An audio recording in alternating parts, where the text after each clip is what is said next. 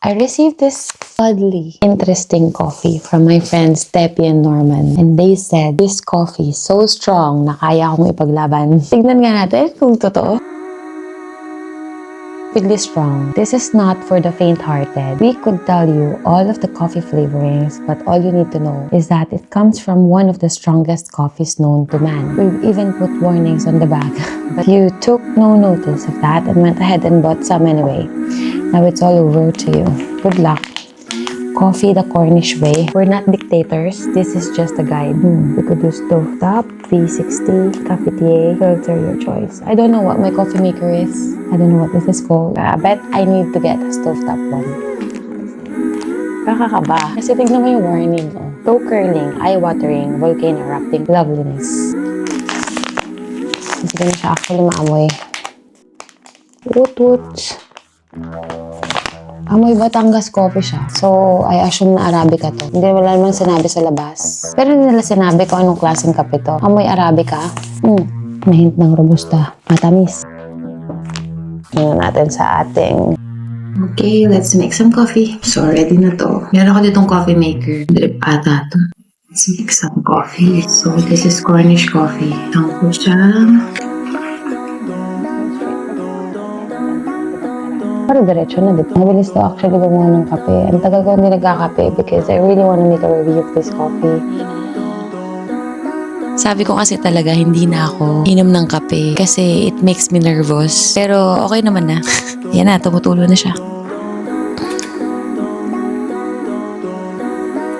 I can't smell anything. Sana kita.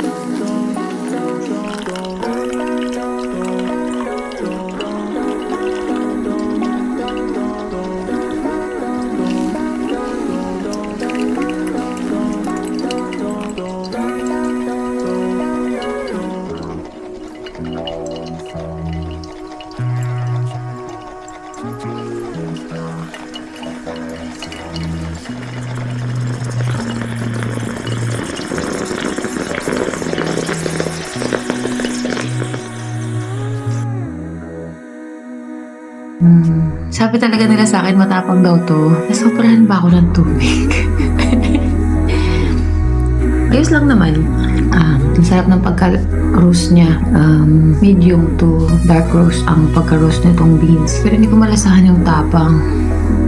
Baka nga nasobrahan ako ng tubig. Kailangan ko ulit gumawa. Second batch. Pero for now, enjoyin ko muna to. Good morning! Diba, ang bilis kong bawiin yung salita ko. Hindi pa ako nakakakalahati nitong kape. Ang tapang talaga pala niya.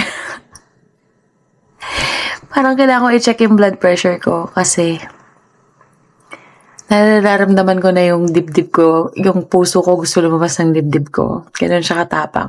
Yung lasa niya, masarap, suwabe lang. Pero yung effect niya, gising ka talaga.